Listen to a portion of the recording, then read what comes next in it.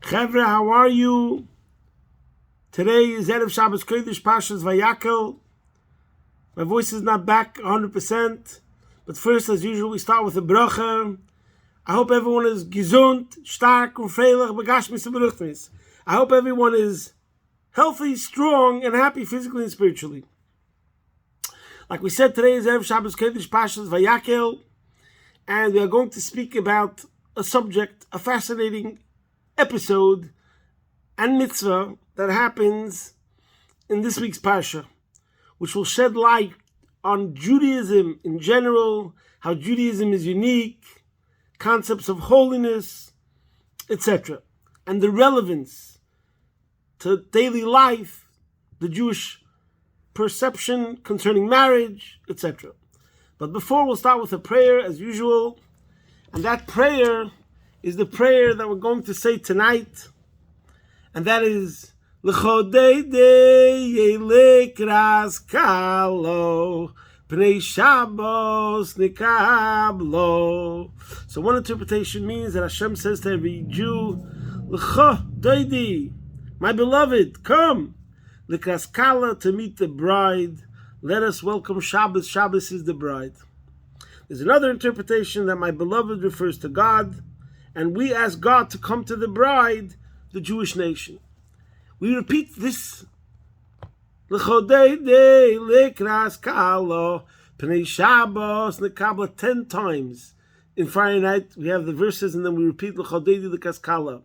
So we're emphasizing L'chodei dei, come my beloved, the idea of love, and that the relationship between the Jewish nation and Hashem is like a bride and a groom, a married couple. And the same thing is concerning Shabbos. We look at Shabbos as the bride. So this concept of love, and in relation to our concept in the physical world of a married couple, of a male and female being in love. And this is the relevance to our Parsha. In this week's Parsha, something happens which is so amazing. We're talking about the kior. There was a commandment in Parshas Kisisa to make an urn, a laver. And it's mentioned in Parshas Kisisa, but then in Parshas Vayakhel, it actually says, Vayasis Hakir, that made the kior, nechoshes of copper, veskanoi nechoshes, with the mirrors, he made the kior of copper and its pedestal of copper, with the mirrors of the women who congregated at the entrance of the tent of meeting. So over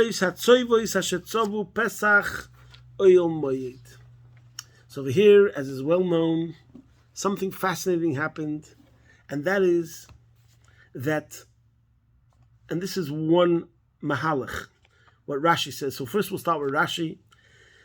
Rashi brings down that Moshe Rabbeinu looked at these mirrors and he saw them as something which is really inappropriate, or even worse, maybe even evil. Rashi says, B'nai Yisrael hoy biyodam mares sherois ben kashem miskashtos. They had the mirrors that they looked at, that they used when they want to beautify themselves, when they put on makeup, cosmetics. And also that,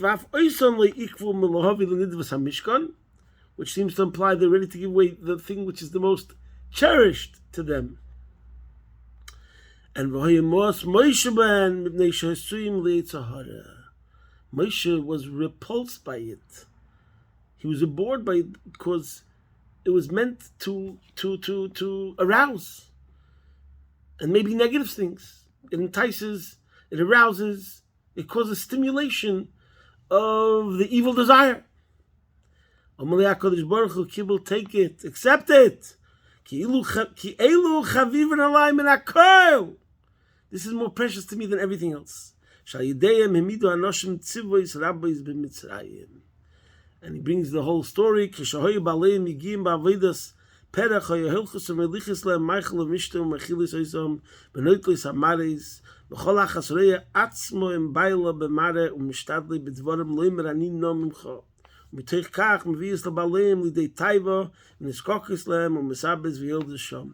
Anyways, the men were exhausted from the hard labor in concentration camp Pisev and Ramses, and the women beautified themselves, made themselves extra attractive to arouse their husbands, to have relations and to cause children to be born. And Hashem said, this is the most precious thing to me. These mirrors were the instruments that built the Jewish nation. So take it from them. So first of all, what's already amazing over here is that this is one of those stories where Vayakhel Moshe made a mistake. Moshe Rabbeinu was repulsed and he was wrong. We have these stories many times where Hashem wants to do something and the tzaddik and Hashem engage in this sort of dance, whether it comes after the Meraglim, or whether it comes after recently with Chet HaEgel. Hashem says he's going to destroy the whole nation, and Moshe consoles and begs and prays, etc. And then he tells Hashem, so to speak, Vayakhel, he changes Hashem's mind. Here is the opposite. Here we have recorded forever in Torah, Moshe thought, forget about it, he's not taking those mirrors. And Hashem says, no, take it. And not only that, it's more precious to me, more valuable to me than anything else, than everything else. Okay.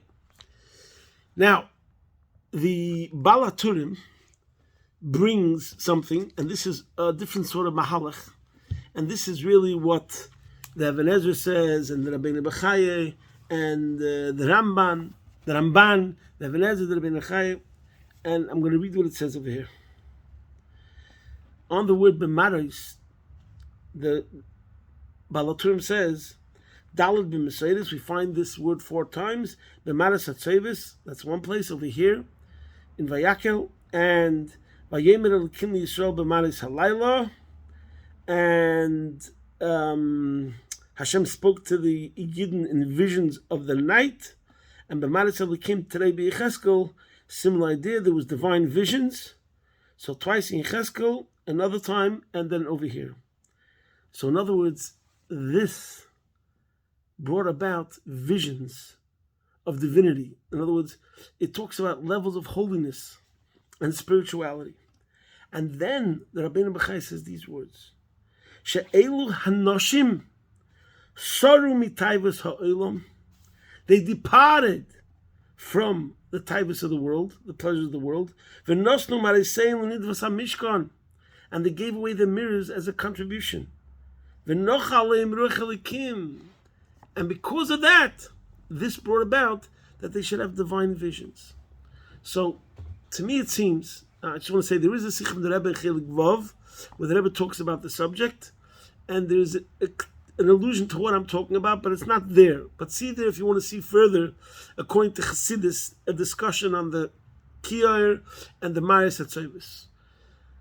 Now, according to my humble understanding, we could say over here that there's 2 sort of mahalchim, 2 sort of outlooks, how we could say what the meaning over here of what the mirrors are all about and the contribution of the mirrors. According to Rashi, it represents ishapcha, engagement. We take items, objects that could even be used in other context or by others in a totally negative way. But the truth is, if you channel it in the right way, that's the greatest thing. Then it becomes specimen A of how far and how powerful Torah and godliness and divinity and elikus could permeate the physical. A fantastic case in point, not as great as the Maris HaTzovis, but it's gold. Everyone knows the Maimon Azal that says, Le'nivra zov el b'shvil binyan beis hamikdash. Gold wasn't created only for the construction of the Beis HaMikdash, right? Truma includes Zov, Kesef, and Nechoshes. We gave gold, and the whole purpose of gold and why gold was created was to donate it and to give it to Hashem. But now, my friends, what was one of the greatest sins? Egel Hazov. So we stressed that it was gold and abundance of wealth that brings depravity, decadence, destruction, and the worst things. So now, here you go. What are we going to do with the gold? Are we going to make a construction of an idol, an Egel Hazov, or are we going to use it for the Beis HaMikdash? So that represents the idea of ishapcha, taking things of this world that could be channeled and used and debased. And like, for example, in the history, how many people were murdered because of gold? How much violence was there because of gold? and searching for gold and the gold rush throughout the history of mankind, throughout the 5,782 years of history, how many people were murdered because of gold?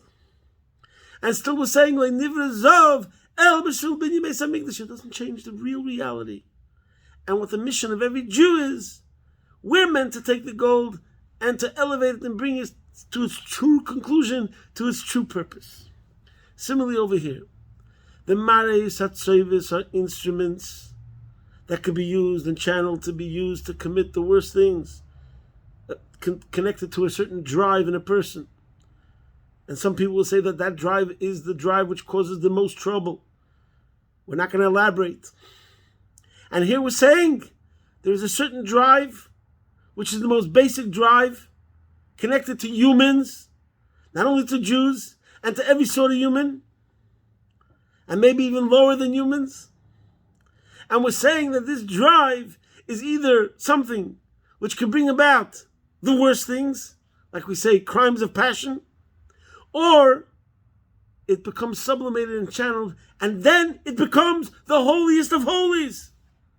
As the Eibishter told Moshe, this is more precious than everything else.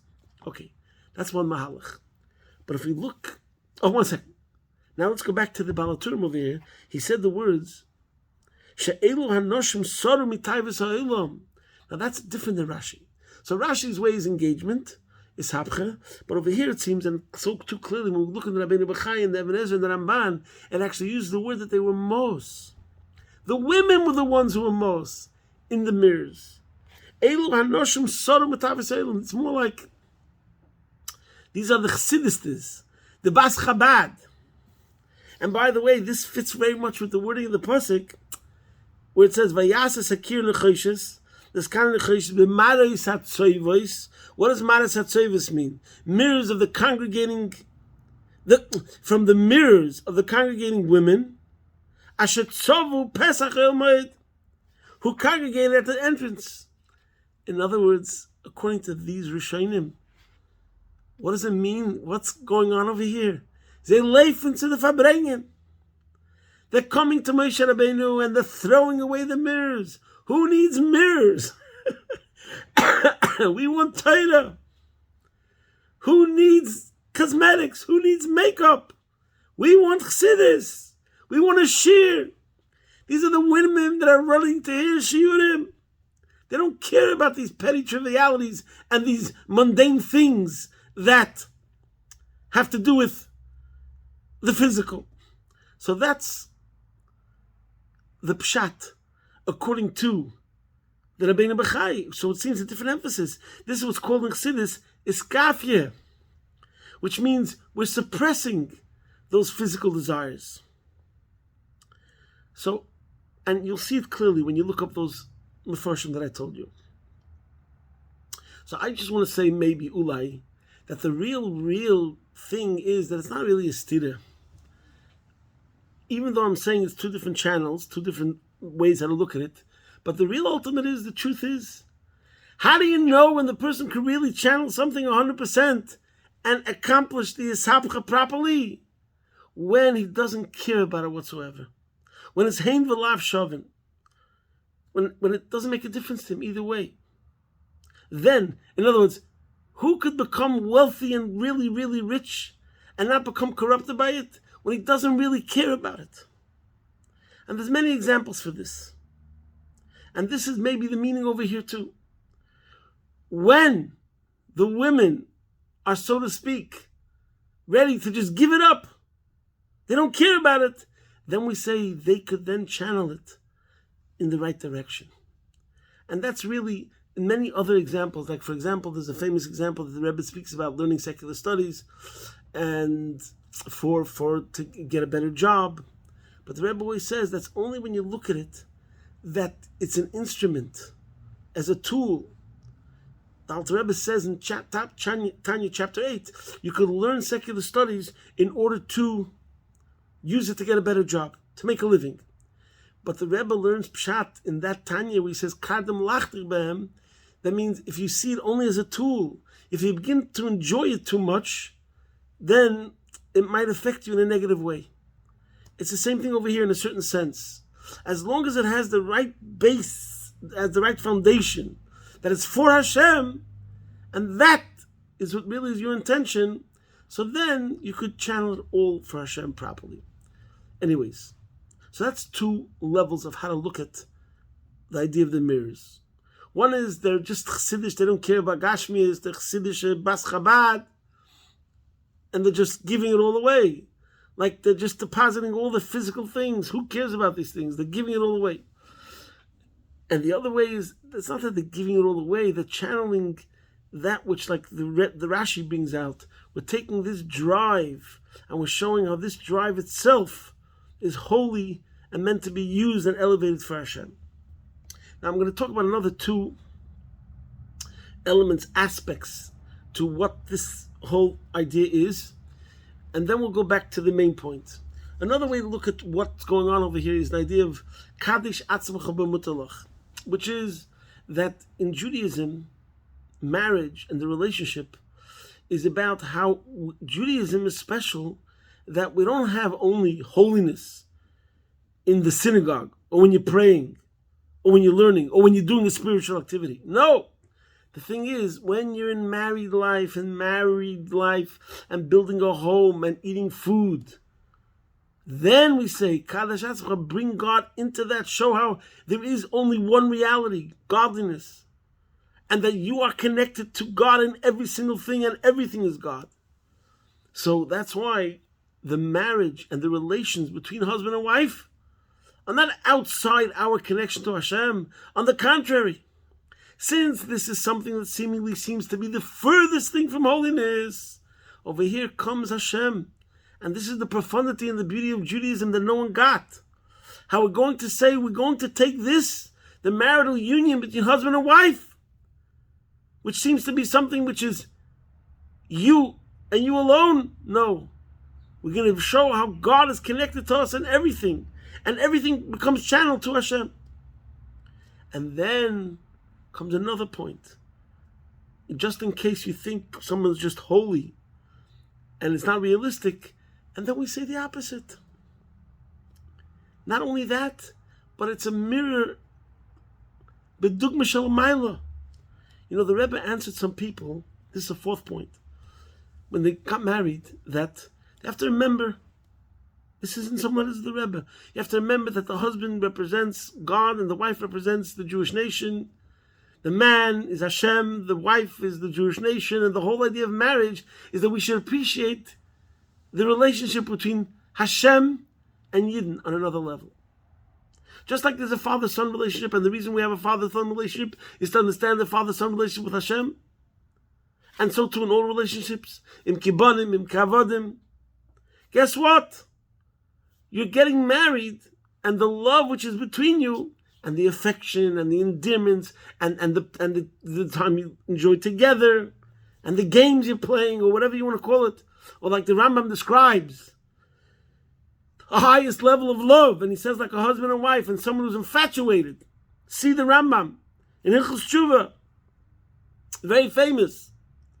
So here we're going to say that just like you could look at a relationship between a male and female and say, what are the rules of a relationship? How does a relationship become better? How does a relationship remain passionate? How does a relationship remain alive?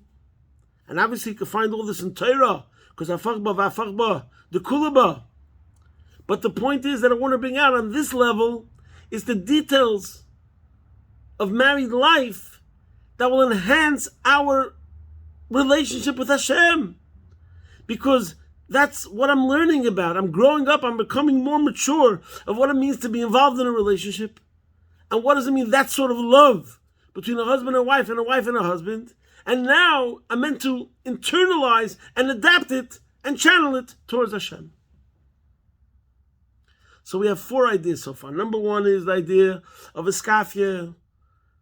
You shouldn't care about the physical. Number one, sometimes you have to look at certain things in general and say, it doesn't matter, it's not so important. Then comes a higher level. We're meant to channel that to Hashem. Iskafia, but then we come to his hapcha. And then we said the truth is only when someone as a level of Iskafia, then he can come to true Isabcha. Then we come to another idea. We have to realize the idea of Kadosh Atzmach Mutalach. Everything in life, Kol Masha Bara Kodesh Baruch Hu, Bara L'chvoidai, Einaid Milvadai. And then comes a fourth point, that therefore the details of what marriage is something that's meant to bring us closer to Hashem, etc. Now, there's a Hayom Yom that we had recently, which I think in that Hayom Yom we have the whole story. I'm just going to read it quickly and teach us another lesson, because these words actually come from a story of the Frierdiker Rebbe. And that is that this is the Hayom Yom of Tez Zayin Oder Aleph. Rabbeinu Hazakon Ahmed Alter Rebbe said, "B'trumas hamishkan hayuzov v'kesef v'nechoshes." There was gold, silver, and copper. V'loy hayu davar hamavrik zulas mares hatzoyvos shemehen nasu hakir v'kanei. But the only items that shone, were shining, were the woman's copper mirrors. Shemehen nasu hakir v'kanei. From that was made the basin and its stand. Hakir v'kanei hem aboyim b'achronim mikol kli hamishkan. V'tashmisha yubereish kol avodas hamishkan kinod chilosim b'seifon. I should have mentioned this before, because this was one of the questions I should have started off with, that we see a uniqueness concerning the kir, that even though we had Pashas Truma, Pashas Tetzaveh, we spoke about all the utensils, the Shulchan Azov, and the Mizbeach, Hachitzin, and about the Big Day Kahuna, and about the Oren. But the mitzvah of the kir doesn't come first until Kisisa. So on one level, the reason why it's Halpi Nigla, why does it come after everything else? Because it's just a preparation. So to speak, it doesn't have the same sanctity. So without Chassidus, you look at the kir, that's like the steps leading up to the next level.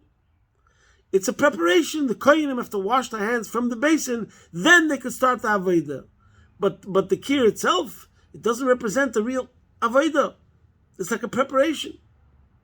Comes along the Alter Rebbe over here, according to Chassidus, we say it came last. It comes in Pashas Kisisa. But guess what? The thing that comes last is used first. Before we start anything, we have to wash our hands in this thing. And the same thing applies to this Rashi, even though it doesn't say it in Hayom Yom. That very same thing that Moshe Rabbeinu thought was the lowest of the low is really the highest of the high. And Hashem says, this is more precious than everything else. It comes last. It seems like it's the lowest, but it really is first. It teaches us the greatest lesson. Now, the same thing is, maybe we could say, just a side point to answer the question of why Moshe Rabbeinu made a mistake, so to speak, Vayakhel, because maybe you can say this idea we need to get from Atzmus, from the essence of Hashem himself, as we speak many times. For example, the difference between Moshe, the Ovis before Matan Torah, and our mitzvahs after Matan Torah. There's a level of Moshe Rabbeinu that's like not mamish one with Atzmus, like a lower level of Moshe, as Moshe comes down in the Shtalshalis. When you look at him inside Giluyim, it looks like this is reprehensible. It's the lowest thing, such a drive. But then when you see things, how Atzmus, the essence of Hashem, looks at it, and he desires to take every single dimension of the physical and show how it becomes permeated with Hashem, then we see it as the highest of the high. Now back to this Hayom Yom.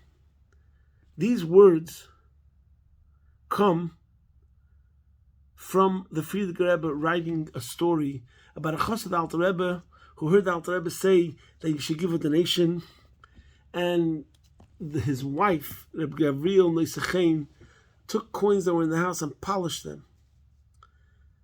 And then Reb Gavriel Chaim brought it to the Alter Rebbe, and the Alter Rebbe said, these coins are shining. And he gave him a blessing to the husband that he should live very, very long. So the Alter Rebbe, when he spoke about to Gavriel Neisachim, he also said this Torah, connecting that story with the coins that were shining, with the story with the basin, with the kir and the Torah. Now I'm just saying, I hope I'm right, that when it says over here, Either way you want to look at it, whether we're saying that the women were just giving it all away, abandoning all physical pleasures, or they were taking the thing that was the most, that aroused their husbands, that brought out their physical beauty. In any case, what they were giving to Hashem, they wanted to be beautiful. So they shined, polished. They polished the mirrors. First of all, they polished it in general, because you wanted to be accurate. But before they gave it away, they gave it an extra special polish. Like in the story of the Alter Rebbe, Rebbe Gavriel Nosechem. And this is the bottom line from the lesson that we have to take today. Pasha Shkolim, Matbei Shalesh. Similar story. Moshe Rabbeinu doesn't understand how could you have a coin and the coin is going to bring atonement for the worst sins. Similar idea. The Eibush has to show him we transcend the physical and the spiritual. And if a person invests his heart and soul with his fire into the coins, so it becomes a coin that's on fire. Just like the women, when they polished their mirrors, they invested it with their heart and soul and blood and very life spirit. And that's what they're offering up to Hashem. Their deepest feelings of love, attachment, and intimacy is being directed towards Hashem. And their whole married life and their physical life. Women have the talent, they know what it means to buy new shoes for the whole family for Yontif. That's a lekos. And to polish the floor, and to polish the silverware, lekavod Shabbos, lekavod Yontif. And that's the idea of the Matbei Shalesh. And that's the lesson that's connected to Chedesh Adar, Aleph Dor. We mentioned before, Aleph is the Eibishter, Dor is making a dira b'tachtenim. All the month of Adar Aleph and Adar Beis, which is connected to Purim, is again and again this theme of taking Gashmis and showing how the Eibishter is Ein Mavadi, even in the physical. And this is why this big week with the mitzvah and the story of the mirrors, we have the ultimate example, like nothing else, similar to the idea of gold, like we said before, but this is much greater, because this is actually, like really, solely, the subject matter is female attractiveness, and making yourself alluring, etc. And we're saying that itself, what was the whole purpose of it? Lo nivra, was to use it and to channel it towards Hashem, and that this becomes the most holiest thing. I mentioned this once before, by the way. There's no more time. But the Rashi in Shir Hashirim, which starts off and it says that Kol HaSvarim Kodesh, but Shir Hashirim is Kodesh Kodeshim. Same point. I can't explain it now because there's no time. But you would think that Shir Hashirim, which talks, you could say it's a love song. And it's all a love song about Chos and Kala, but representing Hashem and Bnei Yisrael. And the truth is, the Sefer Shir Hashirim gets to the point that it's all about the love, and it's all about the relationship with Hashem and Yidden. And through Torah mitzvahs, it solidifies, cements, and brings out that love. Maybe she should help. We should remember L'chodei Dei Yelekras Kalo Pnei Shabbos Nekabla L'chodei Di Chevre. We should come to Mashiach, take of Miad Mamish, through Anan B'chvivusa Talia Milsa, by bringing out more and more in Yonim of Ava, Avas Yisrael, Avas Hashem, Avas HaTorah, and by bringing out all these Yonim of Ava, we'll come to the Gula Mitzvah Shlema, take it from Yad Mamish. Posting from my home, Be'ez Hashem Yisbarach, your man in Melbourne.